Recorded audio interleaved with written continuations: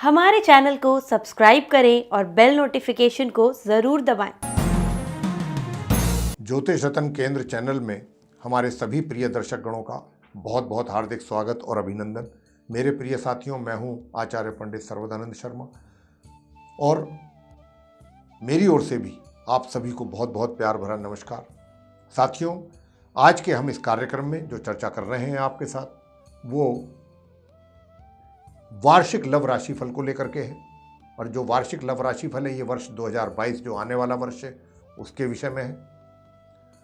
और अब हम जो चर्चा करेंगे, वैसे तो हम मेष राशि से लेकर मीन राशि तक सभी राशियों के विषय में बताएंगे, लगन राशियों के, कि उनका 2022 लव रिलेशन को लेकर के या मैरिड लाइफ को लेकर के कैसा रहने वाला है, किस प्रकार के परिणामों की प्राप्ति कराएगा आपको। तो लेकिन अभी फिलहाल जो हम आपके साथ चर्चा कर रहे हैं इस कार्यक्रम में, जो कुंभ लगन के जातक हैं उनके विषय में जानकारी आपको देंगे कि ये वर्ष 2022 आपके लव रिलेशनशिप के लिए कैसा साबित होने वाला है।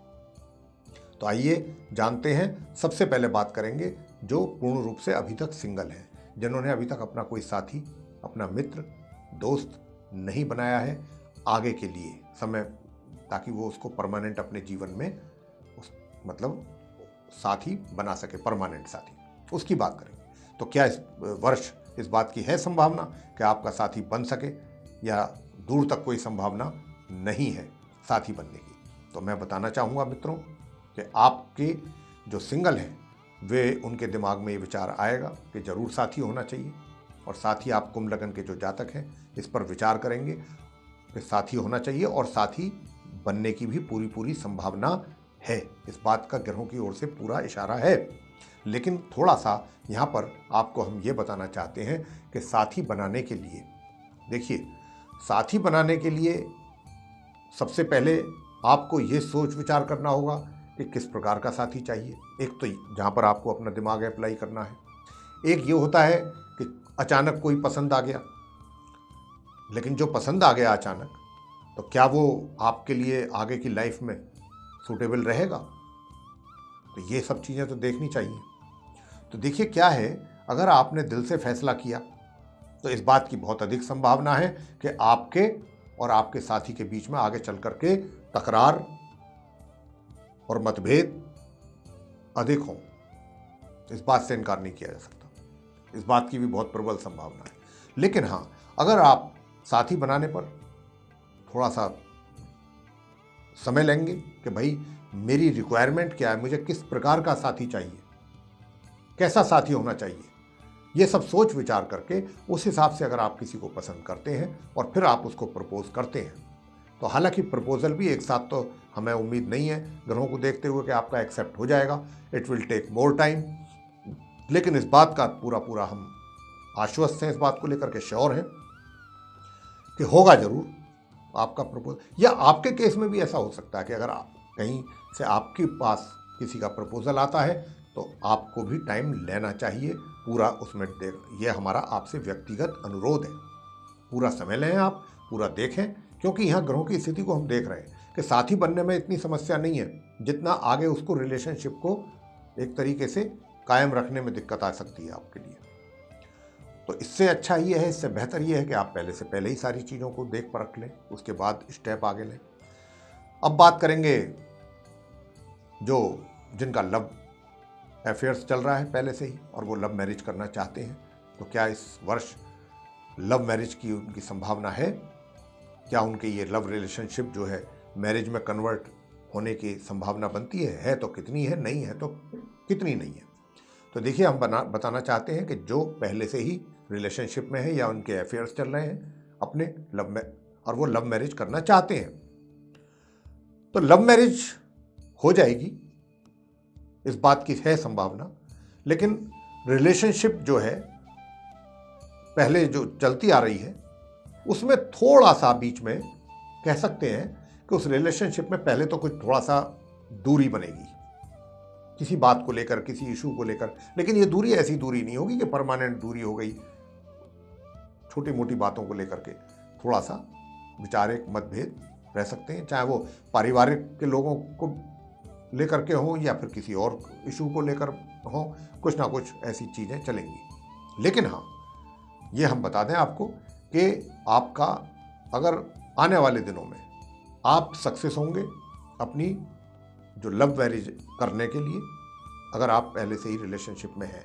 कुछ, जैसा मैं बार बार बोल रहा हूँ कि समस्याएं जरूर रहेंगी, और ये वर्ष के शुरू में तो ये भी हो सकता है आरंभ में कुछ महीने के भाई आपकी रिलेशनशिप थोड़ा ठंडे बस्ते में रहे, कुछ ज़्यादा उसमें प्रोग्रेस ना दिखाई दे, लेकिन ऐसा नहीं होगा। ये बहुत एक तरीके से बहुत ही अल्प अवधि के लिए, बहुत शॉर्ट टाइम के लिए होगा। लेकिन आप फाइनली, जैसा मैं बार बार बोल रहा हूँ कि आपको जो है सक्सेस मिलेगी लव मैरिज करने में, कोई दिक्कत नहीं आएगी, आप कर पाएंगे इस वर्ष। आगे बात करेंगे जिनके एक्स्ट्रा मैरिटल अफेयर्स हैं, तो क्या वे सक्सेस होंगे अपने संबंधों में, या वे भी जो है इस वर्ष खाली विचार उनके मन में ही चलता रहेगा। तो बताना चाहते हैं कि देखिए, आपके अपने, अब अगर आप विवाहित हैं तभी एक्स्ट्रा मैरिटल होते हैं, तो विवाहित व्यक्तियों को मैं कहना चाहता हूं, महिला हो या पुरुष हो, उनका इस वर्ष बहुत प्रबल योग है एक्स्ट्रा मैरिटल अफेयर्स होने का। इस बात की बहुत जबरदस्त संभावना है। लेकिन ये जो संबंध होगा इसमें दिक्कतें भी चलेंगी, साथ साथ पैरेलल वे में समस्याएं भी रहेंगी, ये भी आपको बताना चाहते हैं। हालांकि दिक्कतें जो रहेंगी वो आपके और उस साथी के बीच में रहेंगी जिनके साथ आपके एक्स्ट्रा मैरिटल अफेयर्स चल रहे हैं।